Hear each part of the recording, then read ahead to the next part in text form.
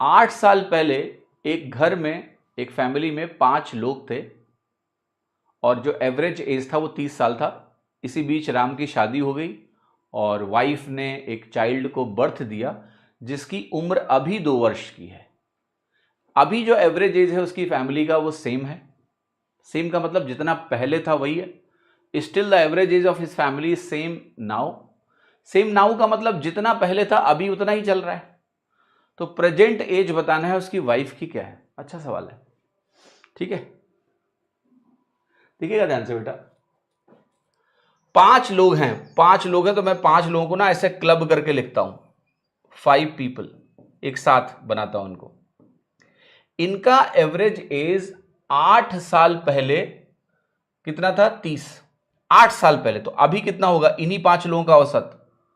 वो होगा 38। इस बात को ध्यान से देखना, 8 साल बाद सेम सेट ऑफ लोगों का औसत 8 से बढ़ जाएगा तो वो 38 कहलाएगा।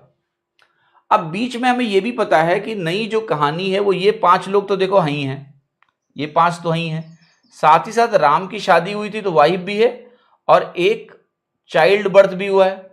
लेट्स से उसको हम कहते हैं सी फॉर चाइल्ड। तो अब यहां ये सवाल क्या कह रहा है कि यहां पर जो औसत है, अब इनका 7 लोग हो गए, अब 5 ये हो गए प्लस वाइफ प्लस चाइल्ड, इनका औसत अभी भी उतना ही है जितना पहले था, यानी 30 साल है। अब 30 साल 7 लोग, तो टोटल कितना बनेगा? 210 बनेगा। चाइल्ड की एज अभी बोल रहा है 2 साल की है, तो चाइल्ड की एज 2 साल लिख दी मैंने। 5 लोग हैं, 38 इंटू 5 इनका टोटल बनेगा। बनेगा या नहीं बनेगा? यस, ये 190 के बराबर है। तो वाइफ की एज निकल गई ना, टोटल 210 है, तो वाइफ की एज बनेगी 210 में से मुझे 192 घटा देना है, ठीक है, 18 साल।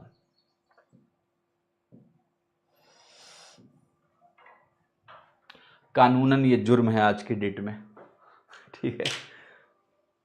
हमारे पेरेंट्स के टाइम पे शादियां बहुत जल्दी होती थी, अभी थोड़ा सा शादियों की उम्र में परिवर्तन आ गया है।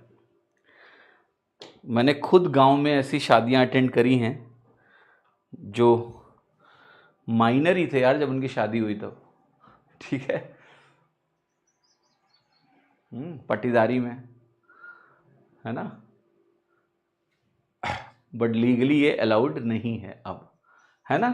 18 साल है, 2 साल का बच्चा है, तो यानी शादी हो गई 15 में, ये चलेगा नहीं, कानूनन ये जुर्म है।